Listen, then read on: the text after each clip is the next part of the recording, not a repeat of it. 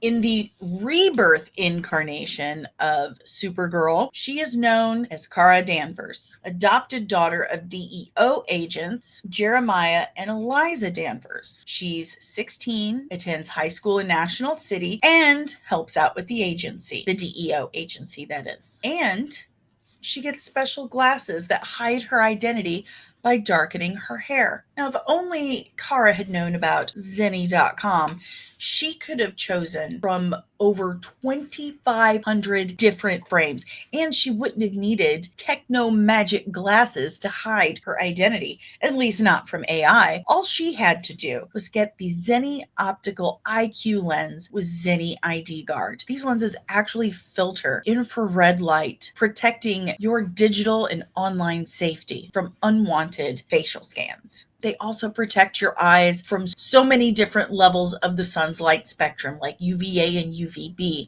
and blue light filtering. So if Supergirl is working at the agency on the computer all day, she's not going to get a migraine from all that blue light. And to get your own pair of Zenny frames with IQ lens and Zenny ID Guard, use my link below. It'll save you 10% and save your eyeballs. Yeah. Supergirl later accepts an internship at Cat Grant's Cat Co, where she works until she's infected by the Batman Who Laughs toxin, becoming the Supergirl Who Laughs. She turns evil and joins other infected as the Secret Six before later being cured. But unfortunately, she gets fired from CatCo. Luckily for her, she immediately starts working at Star Labs, which leads us to the inspiration for the DCU's Supergirl film and her latest origin in this continuity. I'm speaking, of course, of the book Woman of Tomorrow, which I really enjoy. I know it's a bit of an acquired taste for some, but for me, I absolutely love it. Feeling lost and without purpose, struggling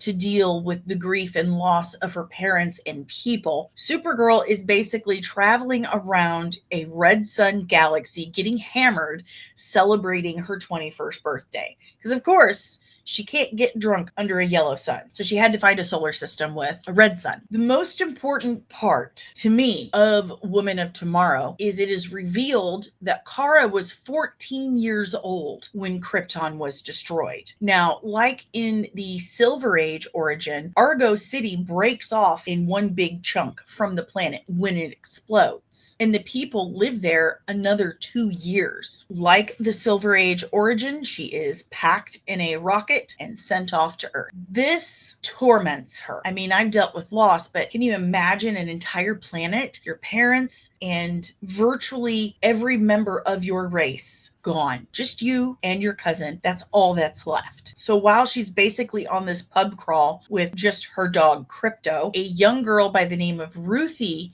comes up to her and propositions her to kill a man by the name of Krem of the Yellow Hills, who had murdered Ruthie's father. She offers as payment for this big sword. Supergirl, of course, says no, emphatically no. We don't kill. That's our code. We don't do that. But of course, Krem of the Yellow Hills shows up and seriously, severely injures both Supergirl and Crypto. So after they get Supergirl and Crypto some help, Kara says, all right, let's go find this Krem of the Yellow Hills. Throughout this journey, Supergirl and Ruthie travel to several different planets, having to take the long way back since Supergirl's rocket ship took off without her. So for much of the book, she is depowered because she's stuck in this red sun. She does take a red kryptonite drug, which makes her trip balls and gives her flame wings. That's really cool.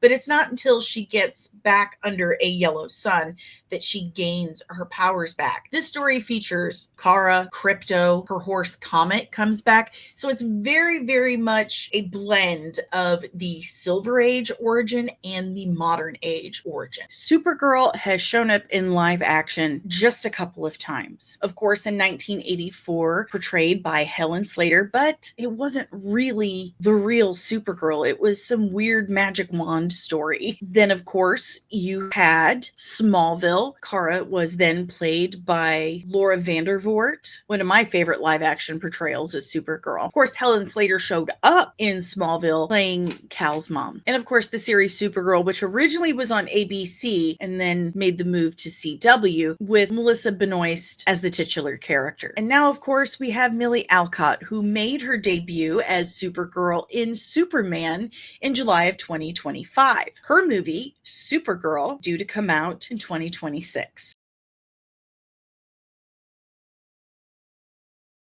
Disney and Kathleen Kennedy are gonna get you!